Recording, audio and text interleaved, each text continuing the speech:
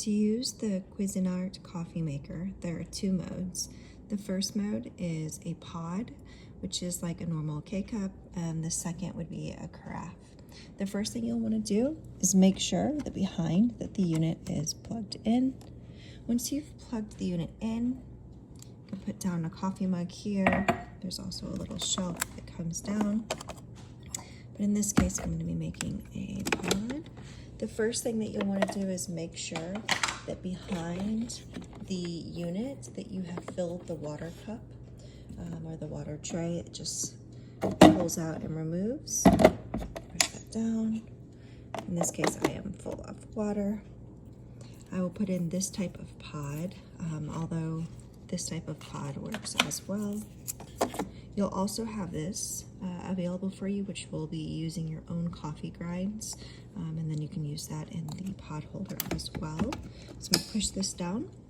To brew a pod, I'm going to select the pod button. It's going to ask me how many ounces I would like. So in this case, actually, it's right here. So in this case, it's 12, 4, 6, 8. So just press the pod button to switch between the size cup that you would like.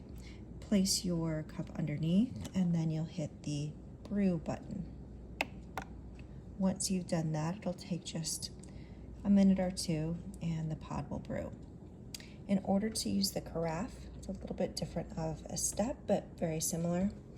Back here, you'll notice that there is a spot for water, so you'll pour whatever amount of water you want to brew in this back slot.